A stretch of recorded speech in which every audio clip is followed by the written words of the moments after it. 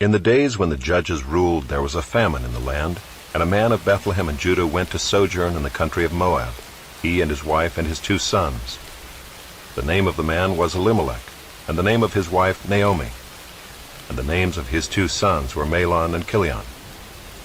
They were Ephrathites from Bethlehem in Judah.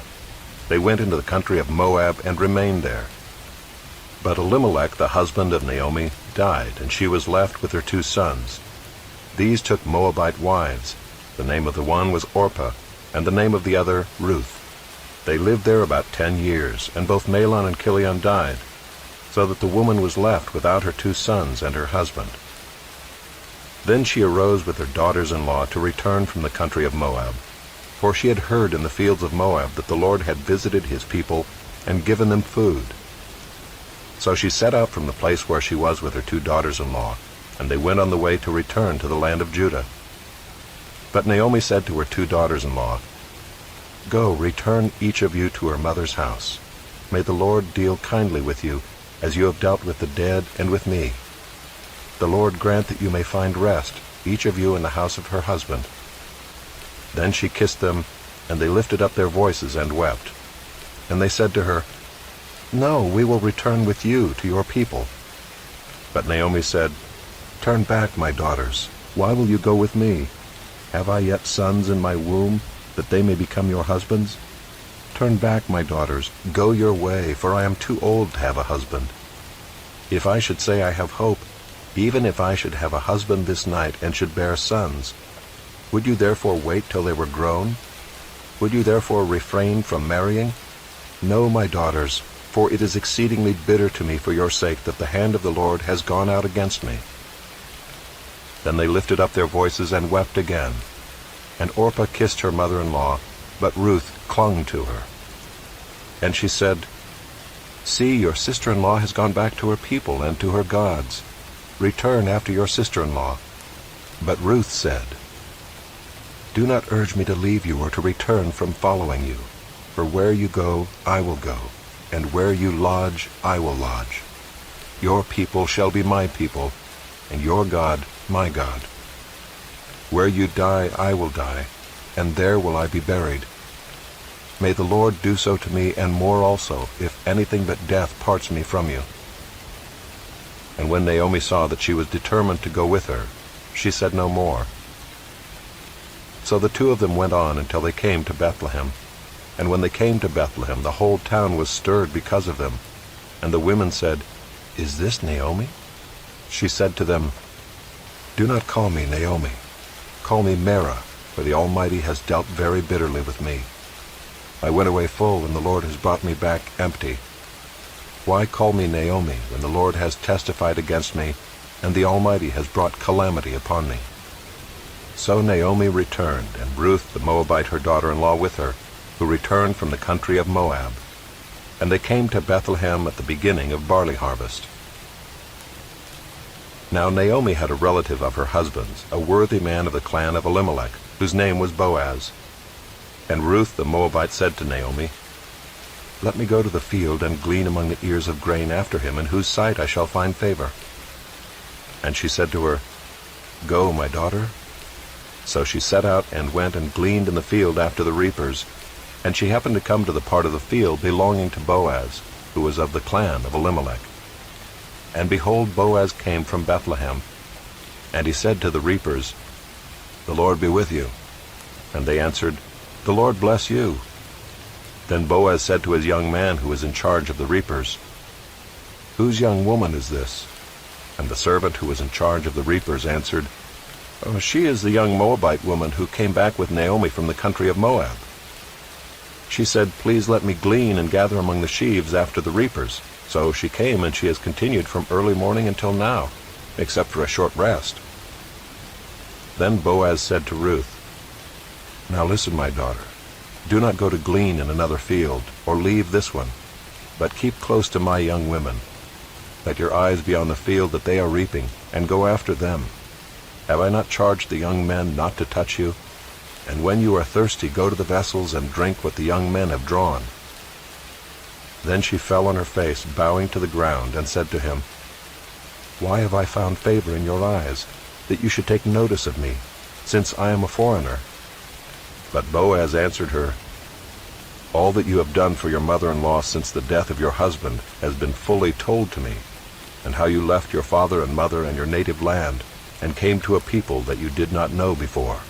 The Lord repay you for what you have done, and a full reward be given you by the Lord, the God of Israel, under whose wings you have come to take refuge."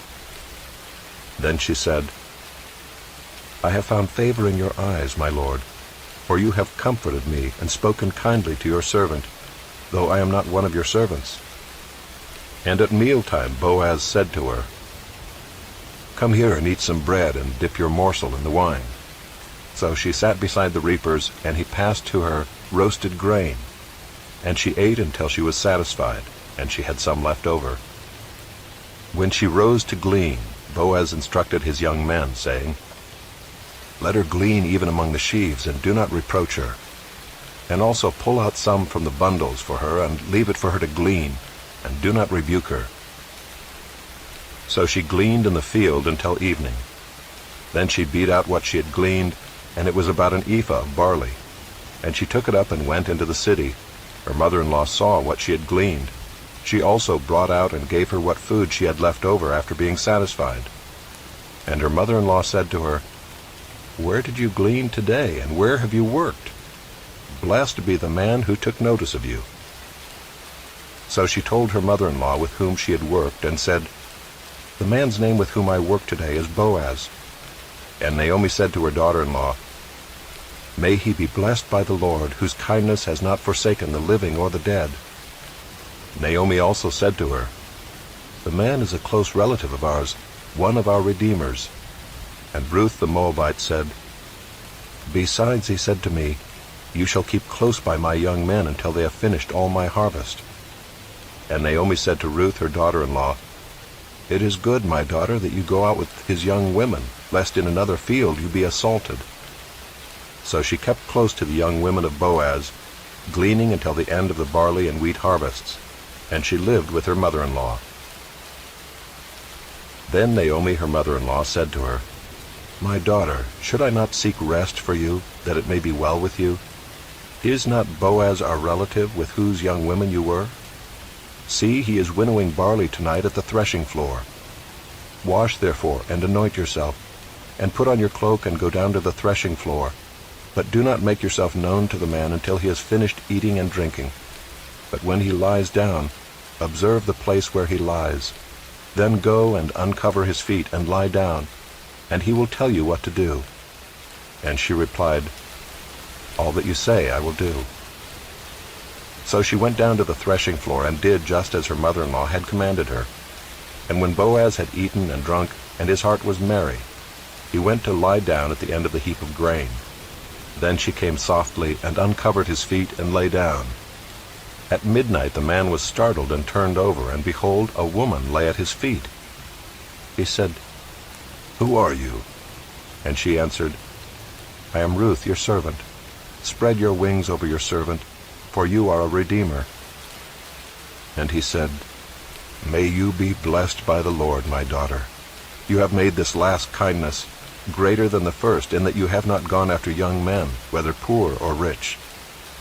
And now, my daughter, do not fear. I will do for you all that you ask, for all my fellow townsmen know that you are a worthy woman. And now it is true that I am a redeemer, yet there is a redeemer nearer than I. Remain tonight, and in the morning, if he will redeem you, good, let him do it. But if he is not willing to redeem you, then as the Lord lives, I will redeem you. Lie down until the morning." So she lay at his feet until the morning, but arose before one could recognize another. And he said, "Let it not be known that the woman came to the threshing floor." And he said, "Bring the garment you are wearing, and hold it out." So she held it, and he measured out 6 measures of barley, and put it on her. Then she went into the city. And when she came to her mother-in-law, she said, "How did you fare, my daughter?" Then she told her all that the man had done for her, saying, "These 6 measures of barley he gave to me, for he said to me, 'You must not go back empty-handed to your mother-in-law.'" She replied, "Wait, my daughter, until you learn how the matter turns out, for the man will not rest, but will settle the matter today." Now Boaz had gone up to the gate and sat down there, and behold, the Redeemer, of whom Boaz had spoken, came by. So Boaz said, "Turn aside, friend, sit down here." And he turned aside and sat down. And he took 10 men of the elders of the city and said, "Sit down here." So they sat down. Then he said to the Redeemer, "Naomi, who has come back from the country of Moab, is selling the parcel of land that belonged to our relative Elimelech. So I thought I would tell you of it and say, buy it in the presence of those sitting here and in the presence of the elders of my people. If you will redeem it, redeem it. But if you will not, tell me, that I may know, for there is no one besides you to redeem it, and I come after you."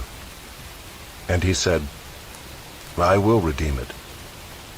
Then Boaz said, "The day you buy the field from the hand of Naomi, you also acquire Ruth the Moabite, the widow of the dead, in order to perpetuate the name of the dead in his inheritance." Then the Redeemer said, "I cannot redeem it for myself, lest I impair my own inheritance. Take my right of redemption yourself, for I cannot redeem it." Now this was the custom in former times in Israel concerning redeeming and exchanging. To confirm a transaction, the one drew off his sandal and gave it to the other, and this was the manner of attesting in Israel. So when the Redeemer said to Boaz, "Buy it for yourself," he drew off his sandal. Then Boaz said to the elders and all the people, "You are witnesses this day that I have bought from the hand of Naomi all that belonged to Elimelech, and all that belonged to Chilion and to Mahlon.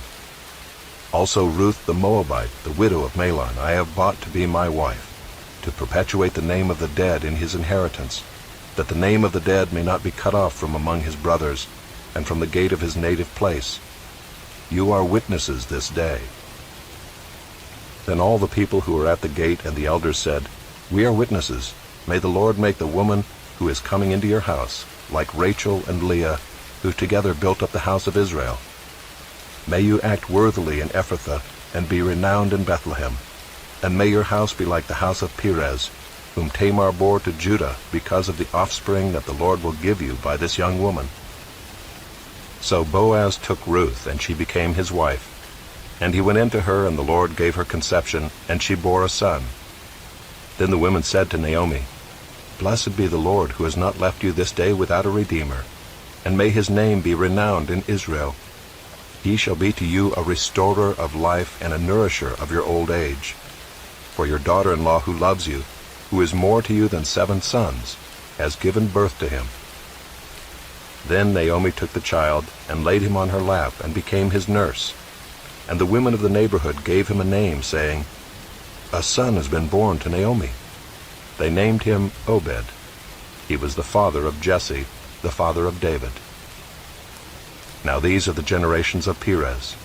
Perez fathered Hezron. Hezron fathered Ram. Ram fathered Amminadab. Amminadab fathered Nahshon.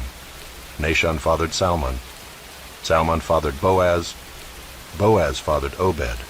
Obed fathered Jesse. And Jesse fathered David.